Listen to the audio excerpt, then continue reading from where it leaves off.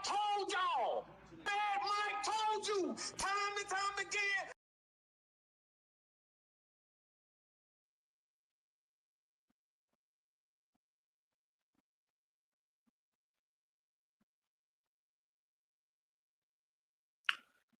Yeah.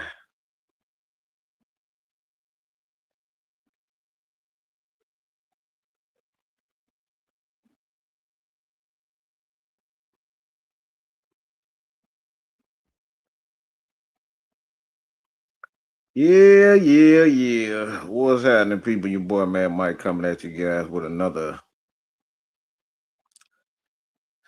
one. And ugh,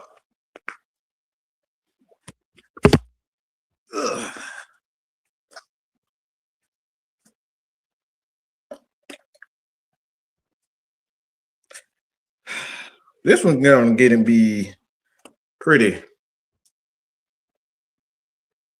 in your face.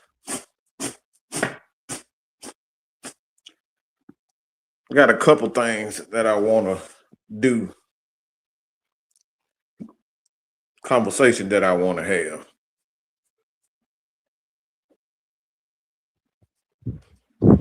Um,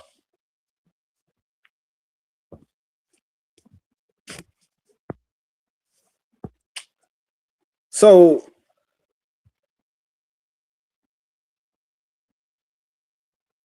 I've been in this thing for a good little minute.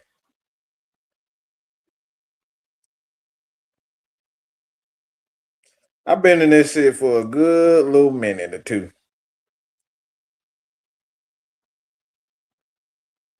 Had a lot of ups, had a lot of downs in this thing.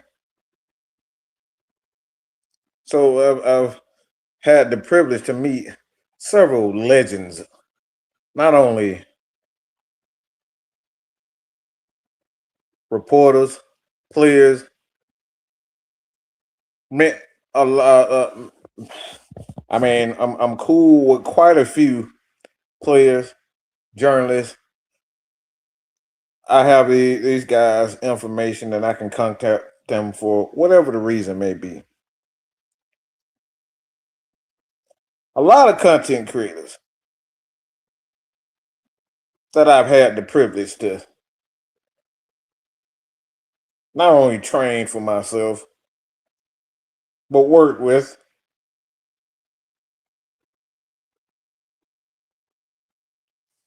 And some of them, and it's just gonna be real. Like it is what it is. People gonna take what I say out of context anyway. So, like at this point, I'm just giving you motherfuckers some game, and that's just being honest. We gonna get to the story, the topic, but got to talk about this. We got quite a few Falcons content creators, some brand new ones, and I see mistakes being made all the time, and it's cringeworthy for me. It is really cringe.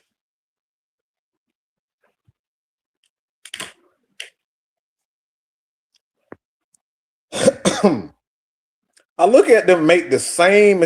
A lot of people making the same mistakes over and over and over again. And this is the biggest mistake of them all. Just a couple mistakes that I see a lot of them make. One, you think you better than what you are.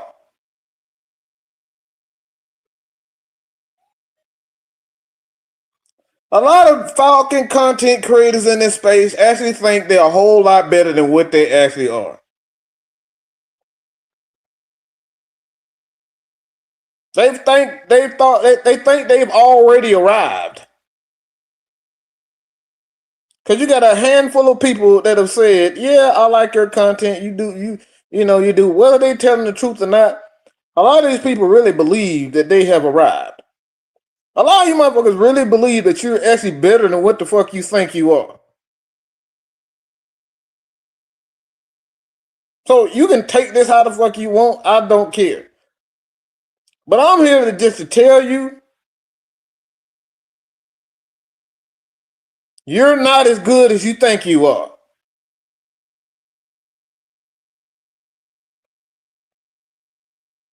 You're not as good as you think you are.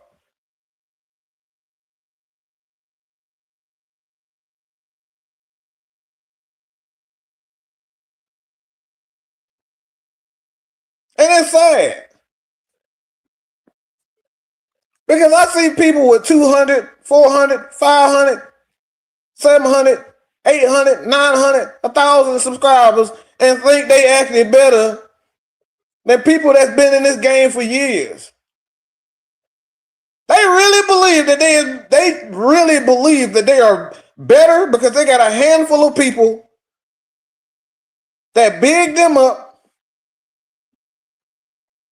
and tell them that, oh, man, I like your ideas. We on the same page on certain things. You're not as good as you think you are. This is a reality check for everybody. You're not as good until the people say you are. The people will speak for you. Let me say this again. Just because you saying you that damn good doesn't mean it's true. Just because your homeboy from high school told you that you good doesn't mean you are.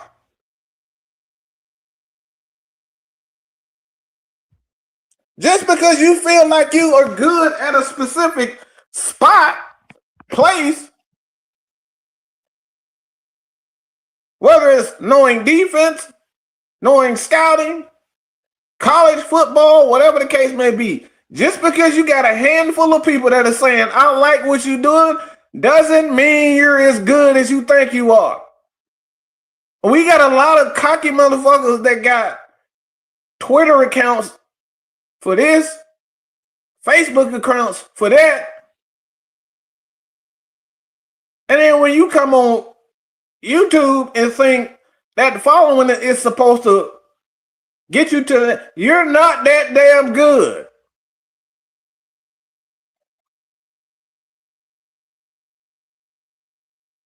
I've heard quite a few content creators, and like I said, I've seen so many, and I tell y'all, I watch everybody. I watch everybody. I'm a fan of a lot of these people that I'm talking about right now. I'm a fan of y'all shit. But one of the mistakes that I'm seeing, the biggest mistake that I'm telling you guys right now, motherfuckers who don't like me and people who like me, I'm telling you right now what this truth is. A lot of you motherfuckers are getting on these podcasts knowing that you don't move like that, saying that you the best and you calling out this guy and you calling out that guy. You not that good, bro. Lady, you not that good.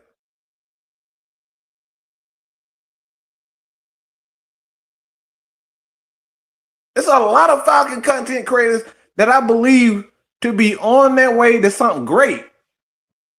But the shit that I see y'all be talking about, y'all calling people out with 900 people. Y'all calling out people with 200 subscribers.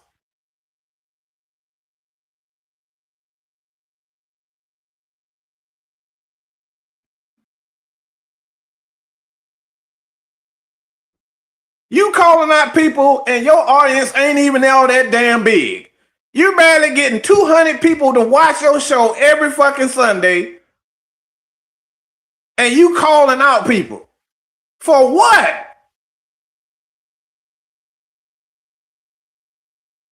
Y'all out here calling people out on other people's shows with 200 people watching your shit. Barely. You can barely get 200 people to consistently watch The key word, okay, here is consistently watching. Y'all can barely get 200 people to watch our shit, but you out here calling out other content creators who doing thousands and tens of thousands. Some of us are doing hundreds of thousands. What the fuck are you why are y'all calling people out? The way to do this shit, and I'm telling you, this is the secret, okay? Once all of y'all Falcon content creators and content creators all across the board, y'all realize this, y'all, I promise you, you motherfuckers will shoot up past your own wildest dreams. Number one, stop thinking you the goddamn greatest. Stop thinking you the smartest. You're not. You're not as smart as you think you are. That's the first key to even blasting off in this shit. Thinking you are the smartest and you have the best ideas. Newsflash, your ideas ain't that great until the people say it. Stop thinking you're the smartest. Stop thinking your plan is the greatest. Number two, listen to the people. Listen to the people. Stop trying to force your ideas on the people. If you answer their questions, if you talk to the people, you will blast off.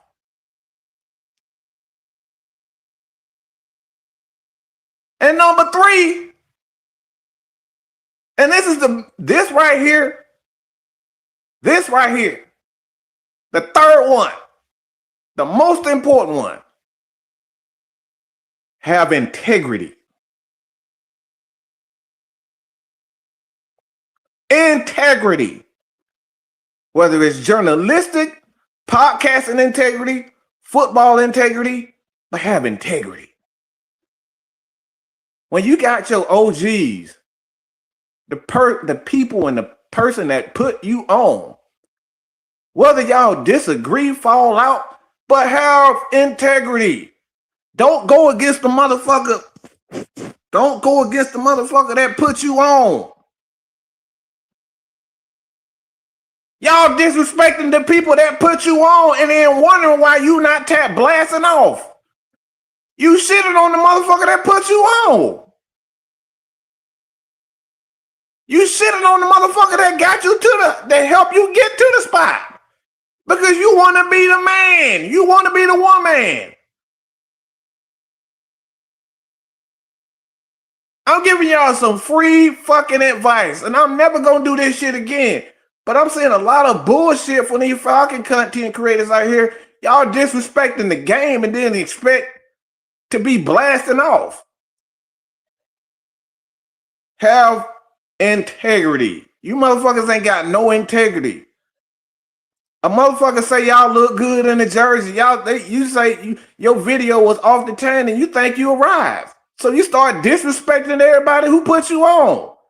You start disrespecting the people that move you left and help you move right. You disrespecting these motherfuckers.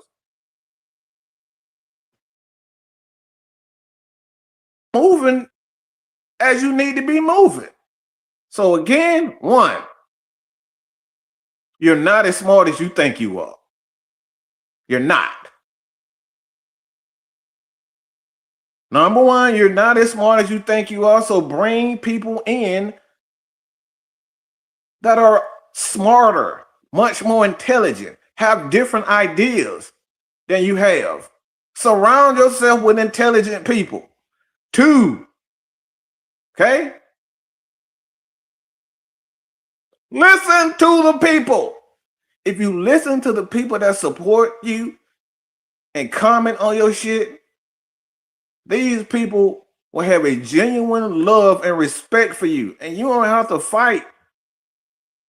You don't have to spend money to try to get people to listen to you. But a lot of you motherfuckers ain't even listen to the people that rock with you. And the third one is integrity. You motherfuckers ain't got no integrity.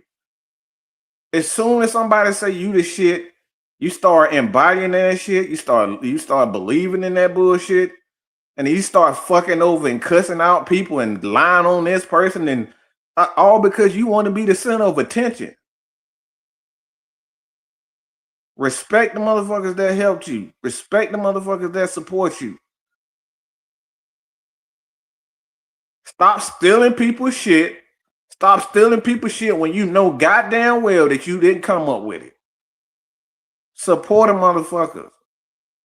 And that right there, I had to get that shit out. There's so many motherfuckers in this shit with potential, but because they want to be the center of attention, they want everything to go by them. They wanted everything to go through them. So a lot of Falcons, like I said, a lot of y'all motherfuckers making a lot of mistakes. A lot of you motherfuckers are making these mistakes. Y'all motherfuckers ain't even listening to the people that rock with y'all. Y'all ain't spending no time with the folks that rock with y'all. None.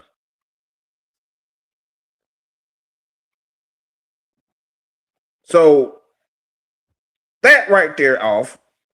Two, the conversation that I was sent.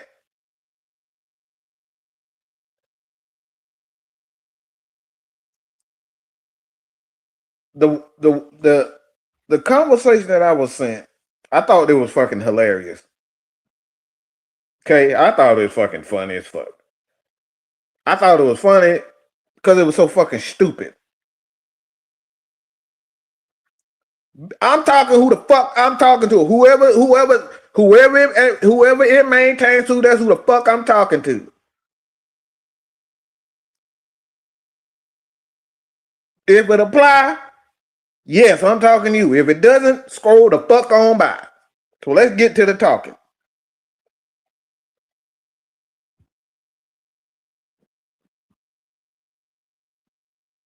If you're getting confused by the message I just made, maybe it just comes, that part of the show wasn't about something that you needed to focus on. But I thought it was fucking hilarious. Let me see if I can play this.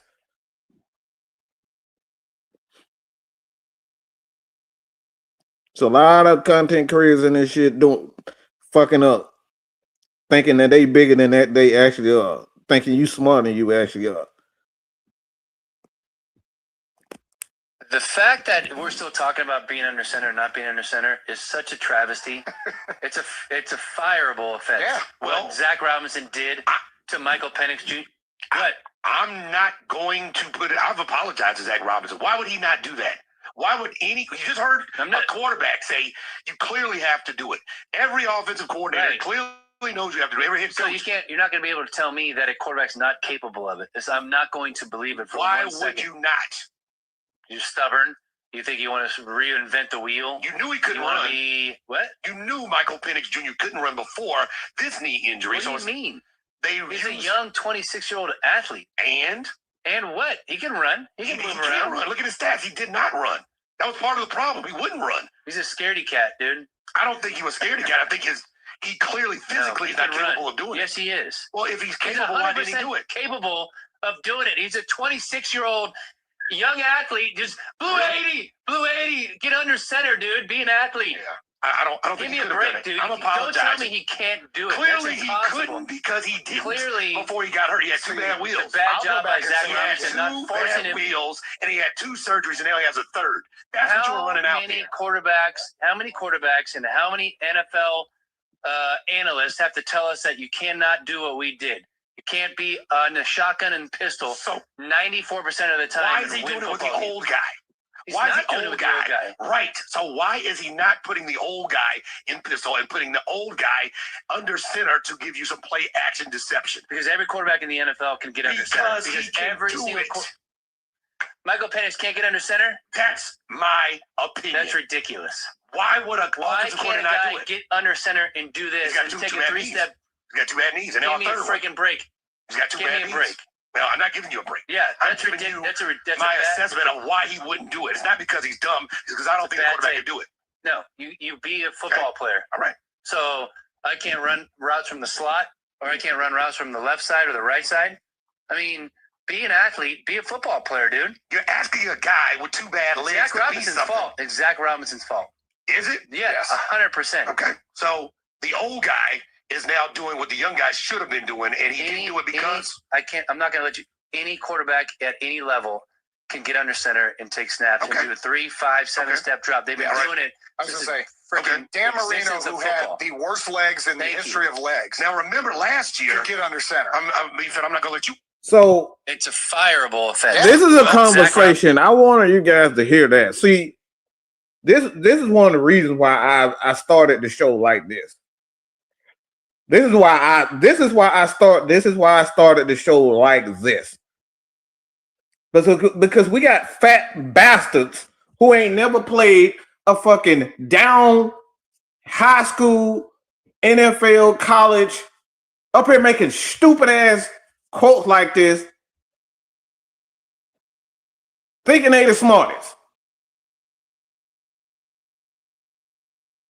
You telling me an old decrepit ass Kirk Cousins can get his... The motherfucker just had a torn Achilles. You can't do nothing without your Achilles.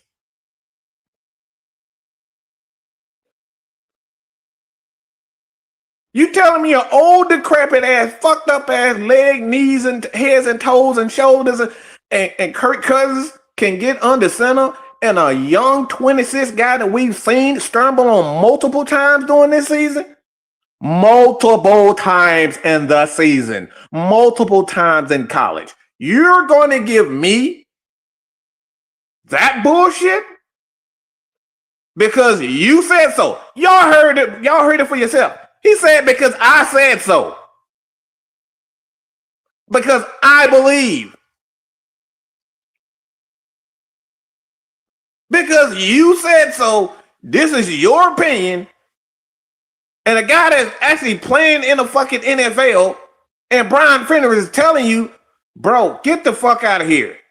And then we got John Michaels that go behind him and says, bro, you got to be out your damn mind. You telling me that a guy like Dan Marino had horrible fucking knees, he got under center, and you telling me with a straight fucking face that Michael Penix can't do it because you said so? And you apologizing to who? You're apologizing to what? To Zach fucking Robinson because you believe that Michael Penix can't run. Get the fuck out of here. How the fuck do you run a 4.4 you can't run? How the fuck do you even play how the fuck do you get in the NFL and you can't run? People say the dumbest shit because they just want to be the loudest and the smartest in the fucking room. You lose because you want to be the smartest. For about 2 to 3 weeks now, people have told me, Mike, man, who you think going, man, you got to give me an idea who you think going to be the coach. I don't fucking know. Okay? Because I don't know what Mr. Blank is thinking. All of this shit is predicated on Mr. Blank. Because if he's a genuine guy and he cares about his players, he cares about his staff and all those guys, the way that I believe that he is, because he likes to give these guys way too many chances. So I can't give you something that I don't know.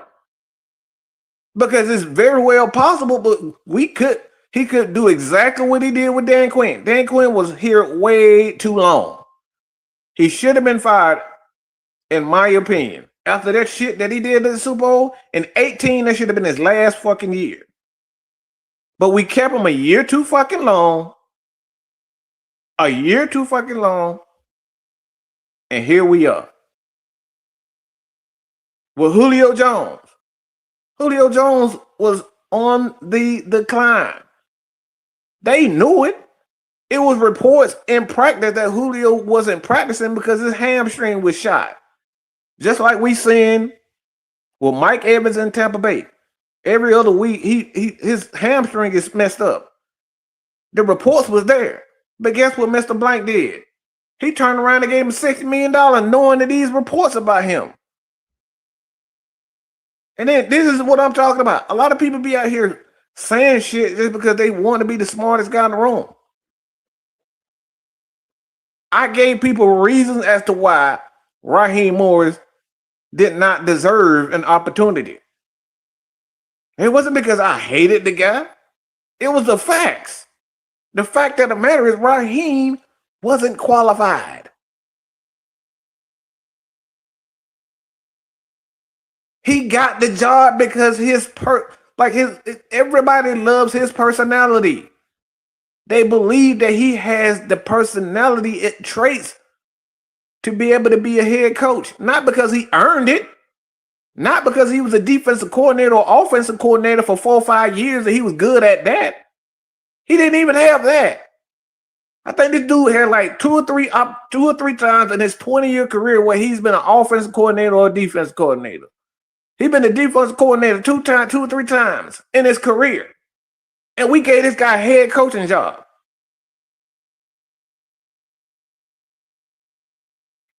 So this is why I can't give you guys because it'll be a waste of fucking time to be talking about whether or not Deion Sanders is going to be here.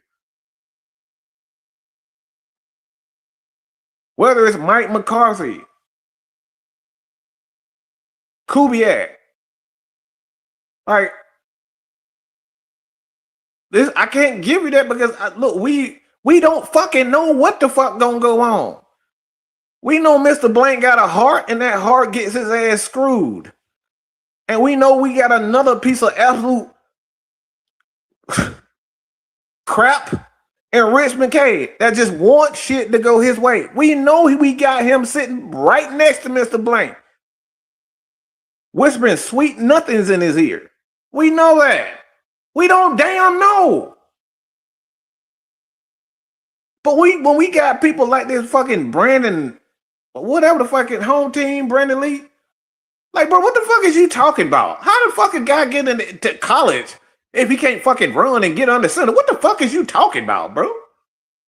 Like, this is what happens with motherfucking exposure and working for the Bleacher Report and working for Falcoholic, all these motherfucking respected, well-respected publications get people's ego to the point where it's just like, man, what the fuck is you talking about? You telling me that Michael fucking Penix can't get under center because he got 2 bad fucking knees? But Kirk Cousins, who got bad knees and fucking shattered Achilles, he can get under it. Like, the ego is crazy with people, bro. The stuff that comes out of y'all mouth is insane sometimes.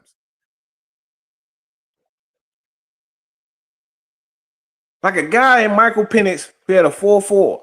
You telling me that Kirk Cousins can come out, y'all can call a bootleg, y'all can call rollouts, y'all can call play action for Kirk Cousins, and you can't call a play to get Michael Penix off of a spot? We ain't saying scramble. You can't call a play where he bend his leg. He's bending his fucking knees every time he throw the damn ball.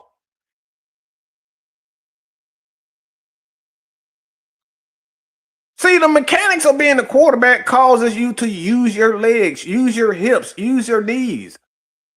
Like, this is what happens when we give these unqualified as journalists, reporters, and radio hosts power. They go to talking shit. They don't even fucking know what the hell they saying. You just saying a whole bunch of dumb shit because you don't like Michael Penix.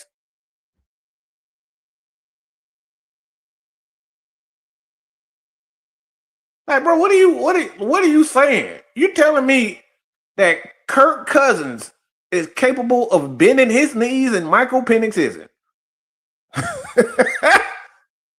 That shit is insane what people come up with these days.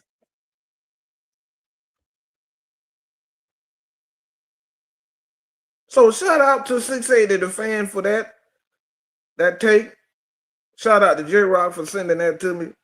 But the nonsense that come out of people's mouths, it's just like, bro, And it's all ego driven. Now, people will say, well, Mike, man, look, I don't see too many people that got an ego bigger than you. Damn right. And you motherfuckers will be absolutely correct by that. There ain't too many people, in my opinion, whose ego is bigger than mine. Mm-hmm. I have a massive ego. I'm a proud motherfucker. When I know what the fuck I know, I'm sticking to it. But you know what the difference is for me? This is the difference. I don't know too many people that's more confident than I am. If a motherfucker knew how I grew up, if people know me and how I grew up, and if you rock with me, you see me in school, I didn't give a fuck about fitting in. I didn't give two fucks about how people viewed me.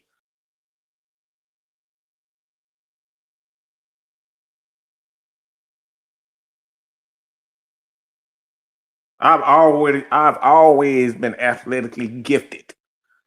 Y'all hear me?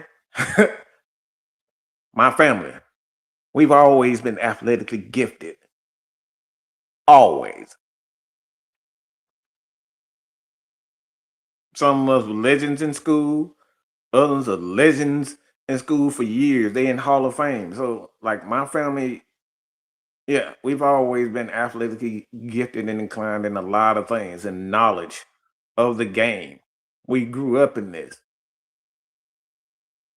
So ain't too many people that's more confident than I am. But I'm saying all this shit right here.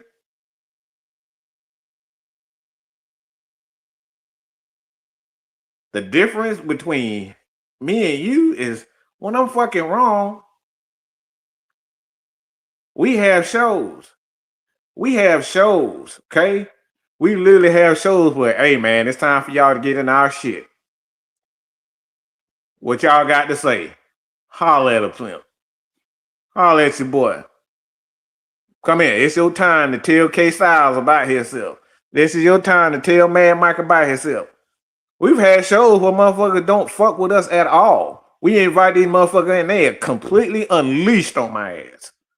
Completely unleashed on Kev. Guess what we did? We allowed them to speak their fucking piece.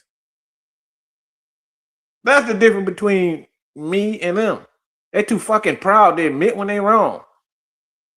You can't tell me that Michael Penix can't play in under center, that he's only capable of playing under the shotgun. Get the fuck out of here.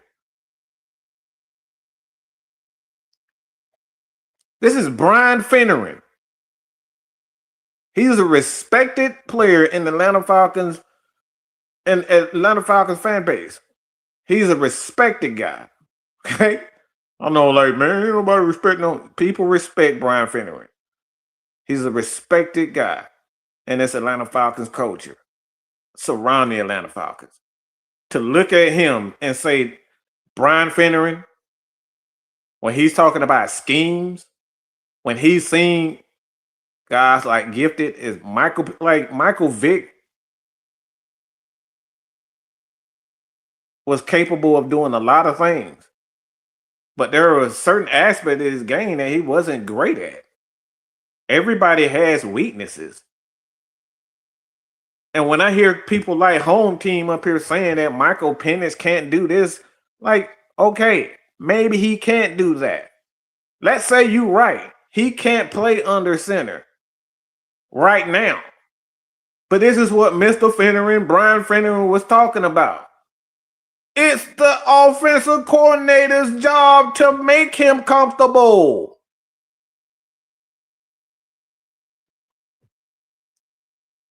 Your job, okay? Yeah. By the way, I was a 4.34. That was my high. That was my fastest time in running. All right, 4.34. Just so y'all know. And that was in high school.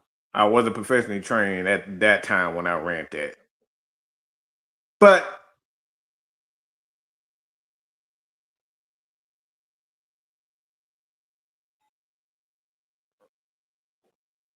Oh hell no. Nah, fuck that. No, look, y'all, if y'all know nothing about me, I don't do no drinking. But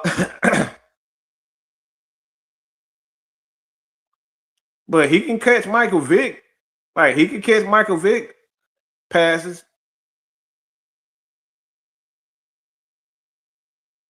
As a fan, I can tell you I want a head coach all day, but at the end of the day, I don't know jack shit what Blank is going to do. And that goes Pepper, my brother. This is what I'm saying.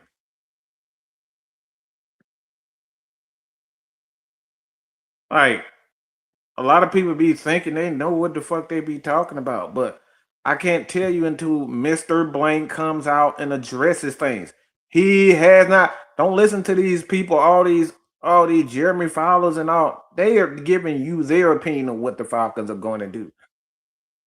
They're not there every day. They don't know if someone is sitting next to him, whether it's baby boy Blank, who's poised at some point in time to take over for the Atlanta Falcons, Greg Beatles, or somebody is speaking into these guys' ears. We don't know what he's thinking as of now. He probably already made his decision.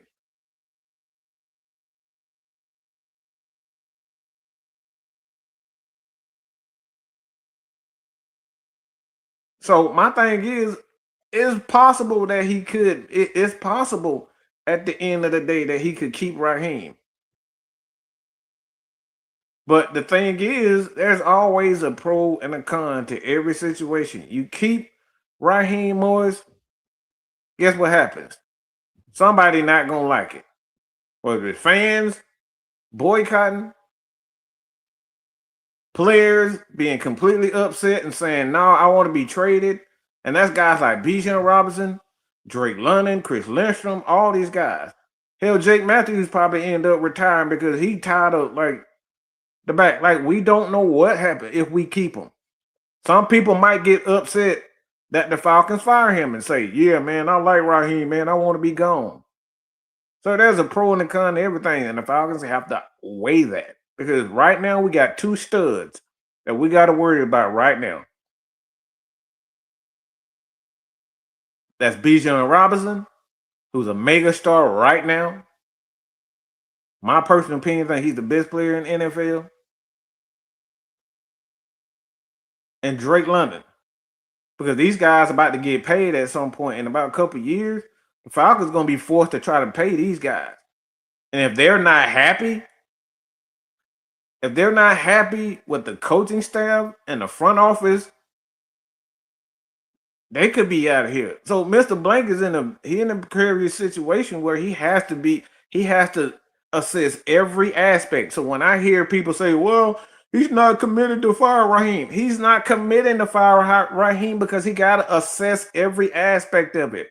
What happens if he fires him? What happens if he kill it? Who's more likely to be upset? Who's more likely to be gone? Because if he decides to fire him, we may lose a bunch of coaches.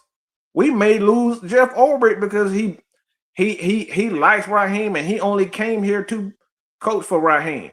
Or Nate Ollie. We might lose Nate Ollie because he came here for whatever reason, whether it's to keep the coach with Raheem. We don't know. So there's always a pro and a con to every situation. But like I said, we don't know at this point.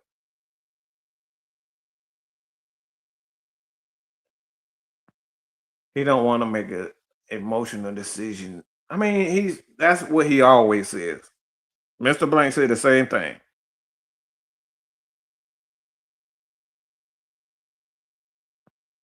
You want to evaluate the pros and cons of everybody.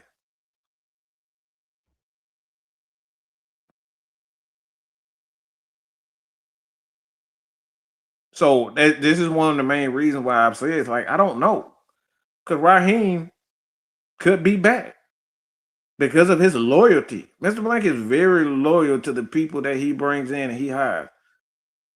He loves getting these guys. I don't say love, but he give these guys second, third chances. And sometimes they get him screwed. But that's just the man he is. He's a man of faith.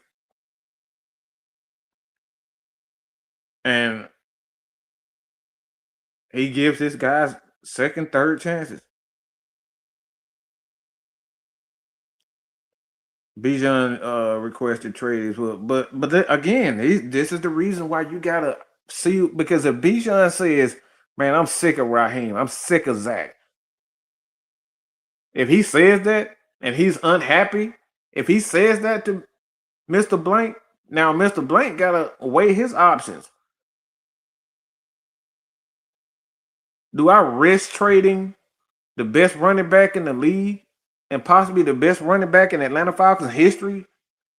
Do I risk trading that and giving it to somebody else and they win a Super Bowl with Bijan Robinson because they know how to build an offense centered around him?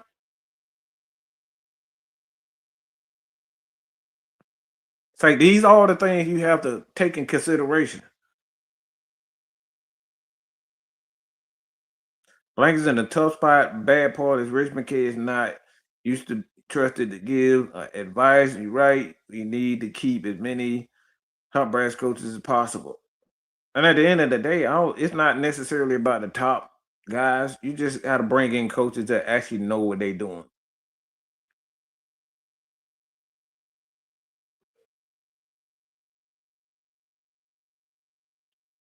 I mean, you can see Bijan Robinson in the we can see Bijan Robinson.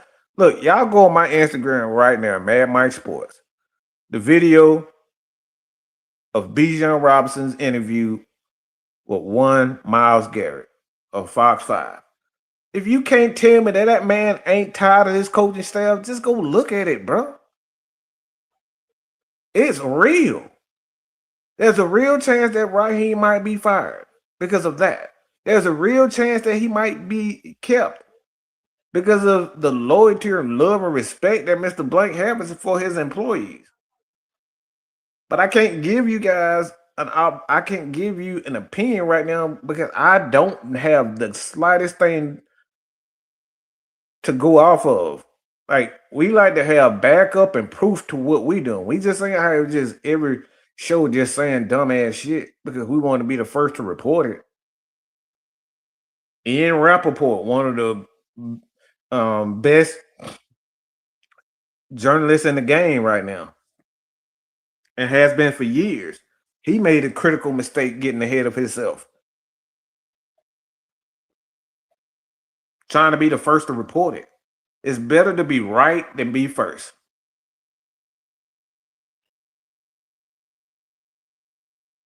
And another thing that Brian Fenneman said in that interview is because he's trying to reinvent the wheel. This is what's wrong with this Atlanta Falcons offense.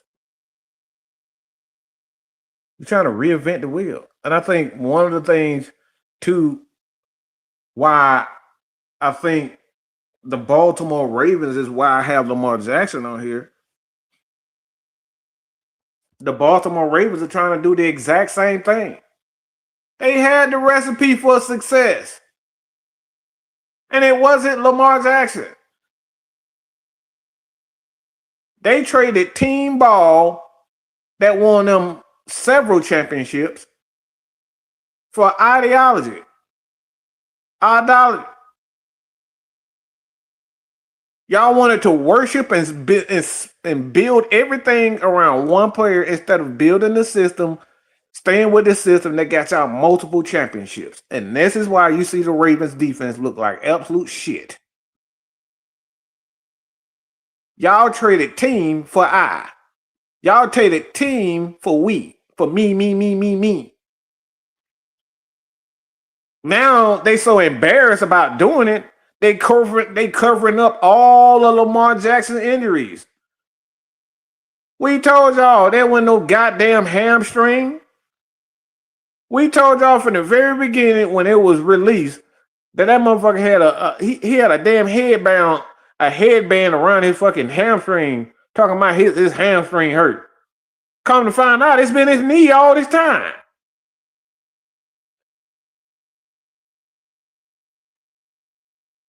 Come to find out, it's been his knee the whole time. And he can't even stay. He's not even healthy anymore because you built the entire team around Lamar Jackson. You let quality players go. You let quality coaches go because you wanted to have some centered around a quarterback where he can run, nigga, run. Y'all wanted to build an offense around one guy. And it got y'all fucked up, and it got you in this position.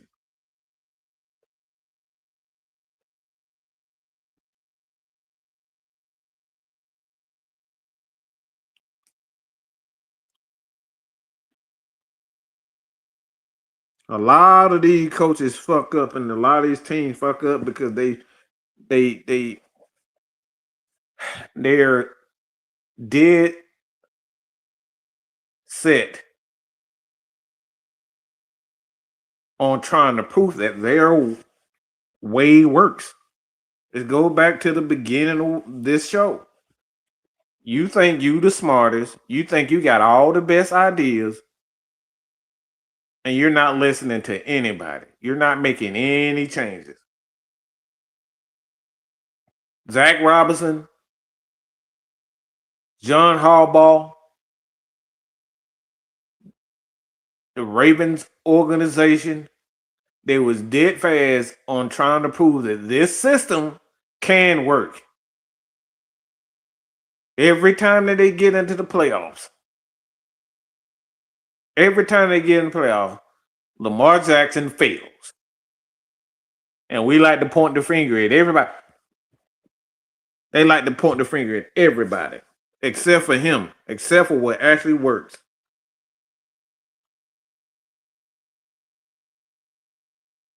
Y'all built this in, y'all brought in Todd Monken to run a college system in the NFL.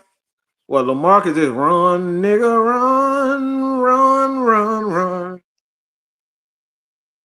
Y'all build a system around him just so he can run. And guess what? That man on every offseason, he goes in the offseason trying to run faster instead of learning how to be a quarterback. Every year,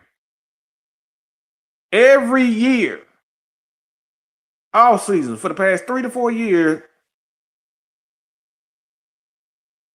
he up here losing weight, talking about running faster. He gonna be a better quarterback because the organization has convinced themselves that Lamar Jackson being able to scramble more and run a bullshit scheme that does not work. Okay, that scheme does not work without a running back that is elite. And we're seeing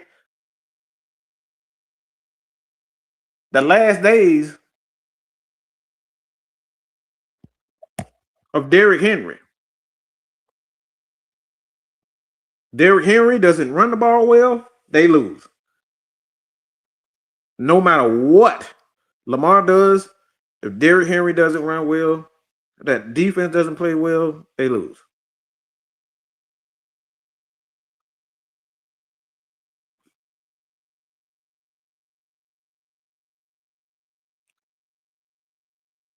So what I always say, it's okay to have a scheme where you want to play most pistol and mostly out of the gun. It's okay to have that, Zach. But the problem is y'all what the problem is with Lamar Jackson, what the problem is with the Atlanta Falcons is that they're dead set on it. There has to be games and moments in those games where you just say, fuck this pistol and fuck Michael Penix right now because he's not playing well.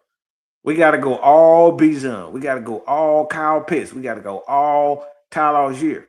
And their reluctance to do that is the reason why we're sitting at 4-8. It ain't because it's solely that Zach Robinson's ideas are stupid. It's fucking, he's dead set on it. He's unwilling to adjust. Sometimes you got to go, sometimes, for example, we all knew that Michael Jordan was one of the greatest athletes of all time. That motherfucker was taking off in the free throw, hanging in the air for 15 seconds. Like, that motherfucker was a freak athlete. We know LeBron is a freak athlete. But what did Mike do? Even with him being a freak athlete, scoring 30 points a game, Mike said, I need to add something to my game because me being solely an athlete ain't working. It's not winning us games. So what did they do? Mike never changed that he was a freak athlete. Mike said, give me the ball. I'm gonna add a post game to I'm gonna add a post-up game to my arsenal. So now, not only do you got to worry about his jump shot, not only do you got to worry about his ability to dribble the ball and handle the ball on the outside, now you got to worry about this motherfucker when his turnaround jump shot. Posting up motherfuckers. Getting 20 points in the post. And that was the same thing for LeBron. LeBron was all dribble, drive, pass, dribble, drive. But when LeBron went into the lab and he added a little bit, he's still not the greatest shooter, but he got better as a shooter. These are the things that Zach Robinson ain't doing. Y'all just put Mike in the pistol and say, that's all you need. That's all we gonna do. No.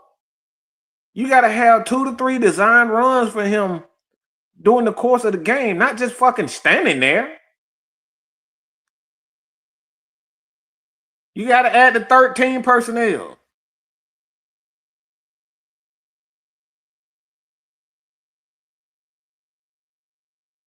The base formations, the eyes, the strong eyes, weak eye, pro set, all that. You gotta add all of those to that. And this is where a lot of these guys go wrong.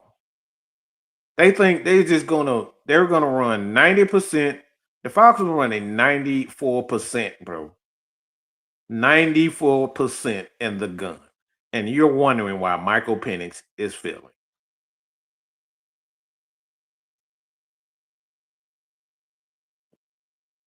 The Ravens did the exact same thing with Lamar. All they wanted to do is just play in the gun. And then you worry about, and you're surprised when he get in the playoffs, that shit don't work no more.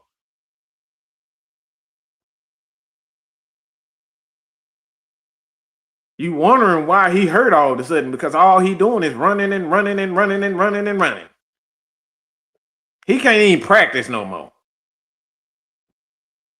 It's his knees. It's his knees that's going out, y'all. Lamar days is coming to an end. When you are a mobile quarterback, your shelf gets decreased from anywhere from 12 to about 8. So Lamar is already at that 8 to 7 to 8 year mark as a quarterback. Physically, he cannot hold up being a mobile quarterback. Just look at the history. Mike Vick, Steve Young, all these guys were mobile quarterbacks. They didn't have a long shelf. They didn't have a long life like Matt, 13, 14 years. A lot of these mobile quarterbacks never had that.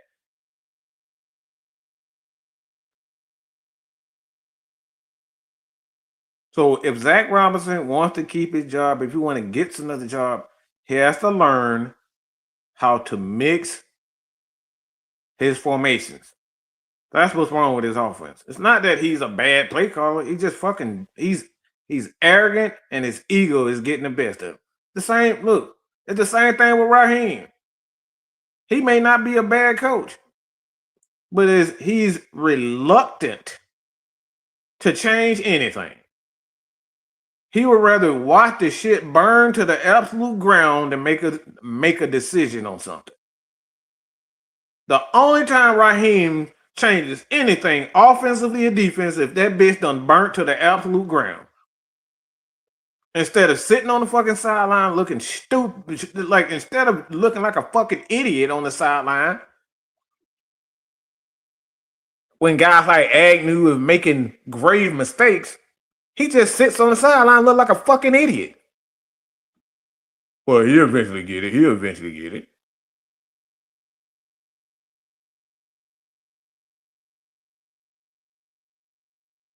Instead of giving Bijan the ball and giving Tyler Algier the ball because the defense can't stop him, his ego was like, man, see, man, we can pass the ball too, man. It's not just Bijan. Fuck that. Right now, Bijan and Tyler is it. We need to keep going with it because we got 100. We had like 100 and something yards in the first fucking quarter, the first half, and then all of a sudden, how many times have you guys have seen the Atlanta Falcons with over 100 yards dominating in the first half, and then we get in the second half, we just stop feeding Bijan the ball.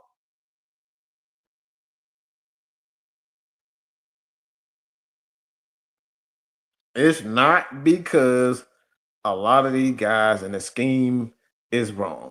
A lot of the issue, most of the issues, it's because they just want to reinvent the wheel, like Brian Finnery said. He want to reinvent the wheel and he's trying to make something be great. And you can't make anything be great. You can't make a system become great. Great is just going to be great. And once you recognize that it's great, then you got to stick with it. But the fact that this pistol and a shotgun for the Atlanta Falcons isn't great right now, it ain't about repetition. It ain't about putting them in that position over and over and over again, doing the same things over and over and over. People going to eventually catch up to what you're doing, so you got to be able to get out of that pistol and say, all right, right now, y'all just sitting on this pistol. So until y'all get off of the pistol, we're gonna do this. We're gonna have 3 tight end sets. We're gonna have 1 back, 3 tight end sets. 1 back, 2 tight end sets, 2 wides.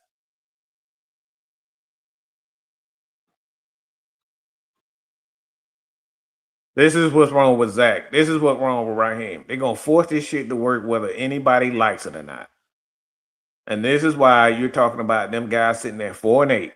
We've been in damn near every game. And Coach was talking about this last year with Young Wei Koo. You knew damn well that Young Wei Koo had a bad hip. You know damn well Young Wei Koo, his confidence was shot. So instead of making the move earlier, you stuck with it and stuck with it and stuck with it till the guy confidence was done.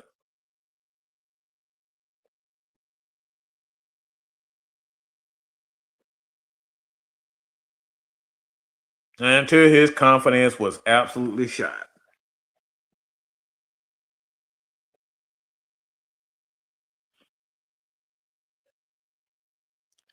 A lot of the issues with the Atlanta Falcons have everything to do with the absolute refusal to adjust. They don't want to adjust.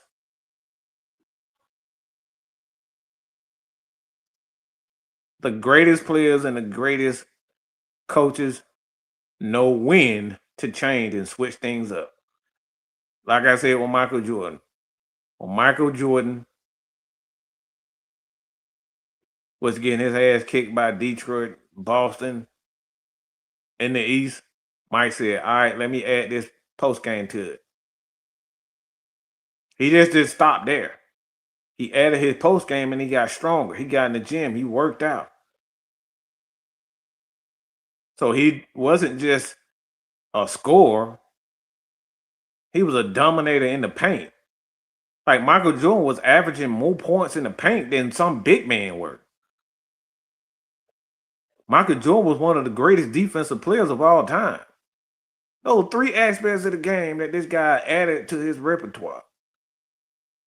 Defensive player of the year, offensive player of the year, MVP, all this shit. He added all these elements to him. So what the Atlanta Falcons have to do is add all those same elements to their game and coaching. Yeah, I know we want to do this, but right now this is what's winning. We got to go to 13 personnel. And every once in a while, you go to that pistol, you go to that gun, then you do those things. But until we got to stick with what actually working. And what the Falcons are gonna do, they're gonna force this damn pistol, they're gonna force the gun to work. And they're doing the exact same thing with their personnel. Y'all just gonna force us to like Kirk Cousins. Y'all gonna force us to like Kirk Cousins. This is all their ego. The Falcons coaches and their ego. You gonna force us to like Kirk Cousins. Bro, we been saw that dude was done last year. Y'all thought one game, one win over the fucking pitiful Saints was gonna change what Kirk Cousins is? Y'all thought one game winning over the pitiful Saints was gonna change what this Atlanta Falcons coaching staff is.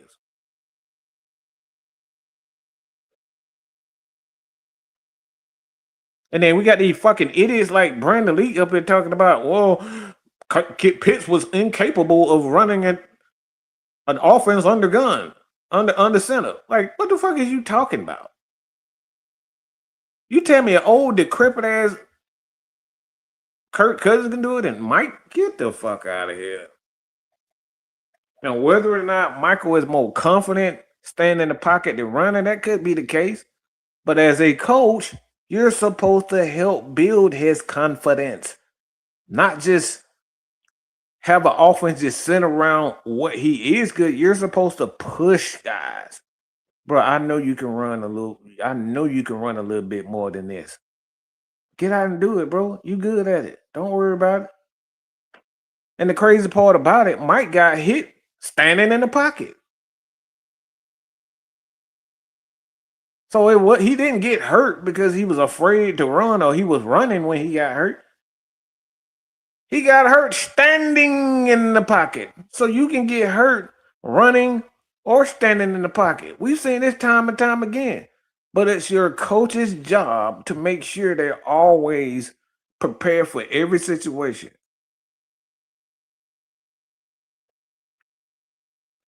We've been suffering since Shanahan left. Art Smith coached up the O-line, got the run back popping, and we haven't had an offensive coordinator. So, but this is what I'm saying. Like, what Raheem and Zach are trying to do, they're trying to prove that their passing system works. And it's not working. So instead of them mixing things and then slowly integrating their passing game, because the issues aren't their passing schemes or concepts. The issue with Zach Robinson's play calling is that he's not mixing the formations. This is what a guy like Kyle Shanahan is great at. He's very good at mixing formations. And where he failed at, he succeeded in Atlanta because he added the shotgun to his repertoire. And he did that with Matt Ryan. He did that with those guys. It's the mixing. It's the art of mixing formations together that helps improve the offense and the quarterback. Because the thing is, even with Bill Belichick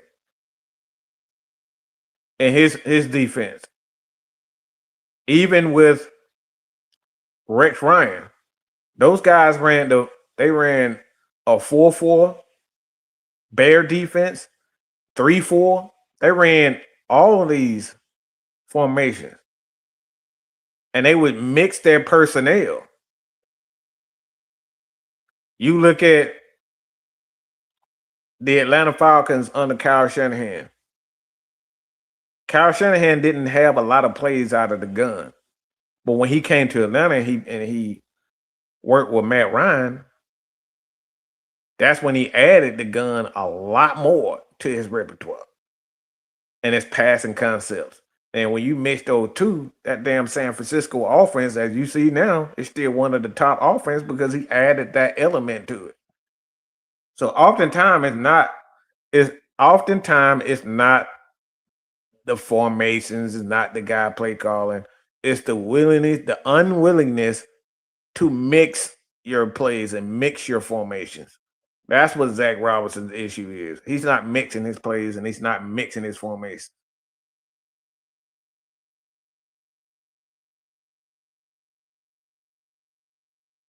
This right here.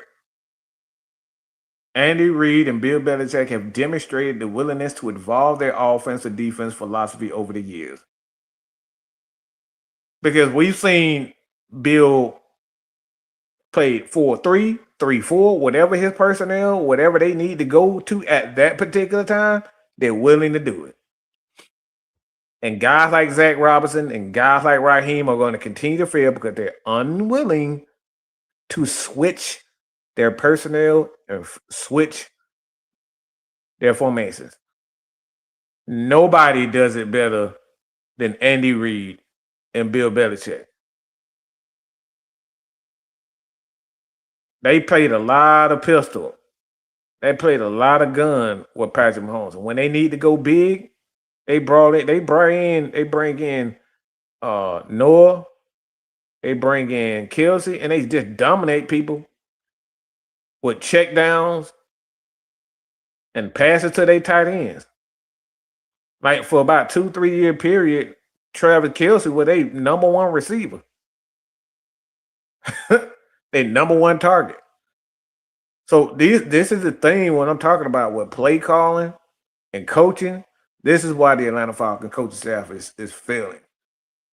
Because they're unwilling to adapt. They're unwilling to adjust.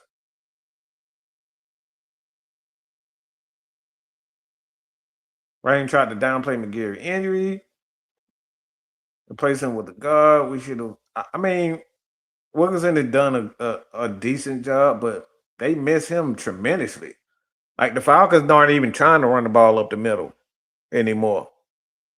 Like 74% of their runs have been on outside zone plays.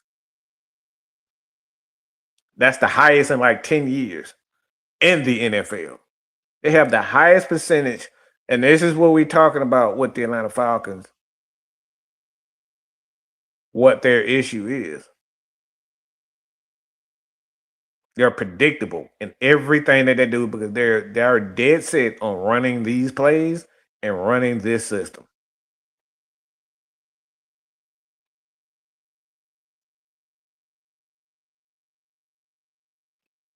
You think we'll figure out our defense? I mean,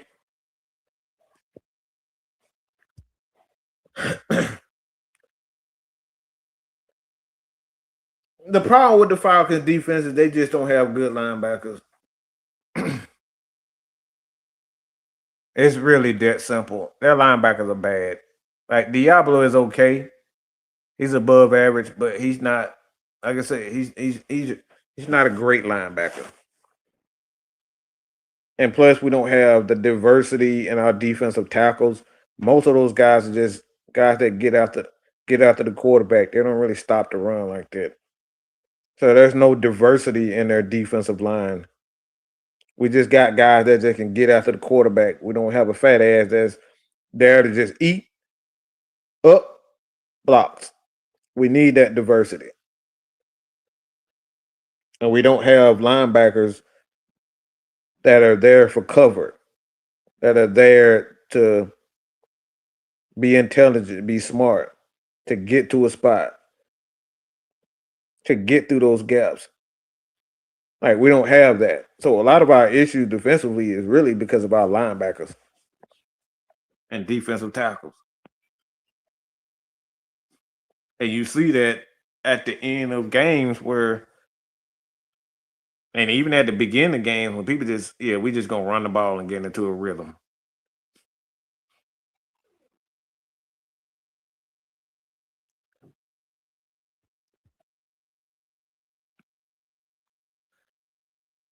Shanahan and Matt rolling out with help offensive line. I mean, it's the mixing of the plays is where the Falcons need to be. The Falcons, they absolutely refuse to change things up. And that's why the game with the Saints worked is because they changed it up to a 13 personnel. And the Saints weren't expecting that. See, again, a lot of time it's not really the players that switch that help us get wins. It's the willingness to adjust within the game and stop doing the exact same thing. See, this is why I be so pissed off at Raheem. Why I was pissed off even at Jeff Olbrich. Like, y'all trying to force us. You're trying to force J.D. Bertrand to be good. He ain't good. Okay? No matter how you put him in and you put him in this situation, you take him off on first down, you take him off, he's still going to get attacked and he's still going to get taken advantage of. You can't prove that somebody good. You can't make somebody be good, excuse me. You can't make a guy be good. No matter how you keep putting Tyler Algier as a wide receiver, you can't make Tyler Algier be a wide receiver. He's just not that.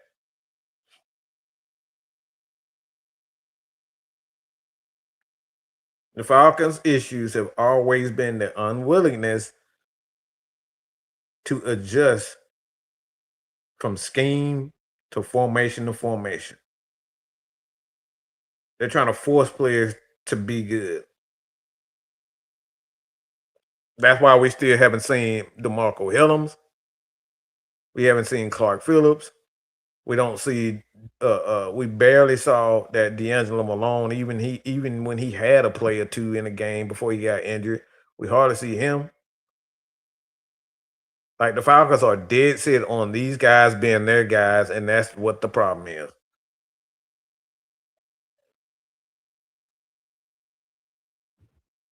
Now, Shanahan gonna be there for a good minute. I don't see them. Shanahan ain't going nowhere no time soon. They had every other chance to get rid of him. But this is the same thing that's wrong with Baltimore. They're dead set on Lamar running.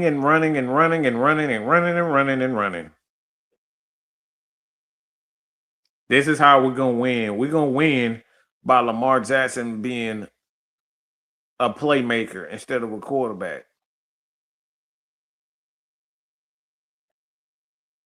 And that right there is the problem. So, like I said, man, I appreciate everybody for joining us.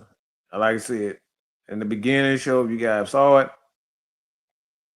If it apply, I'm talking to you. If it doesn't, I'm not talking to you. And that right there is the bottom line because Mad Mike said so. I'm out of here. Peace. Put your eyes back in your head. Pry their eyes open and force them to see the truth.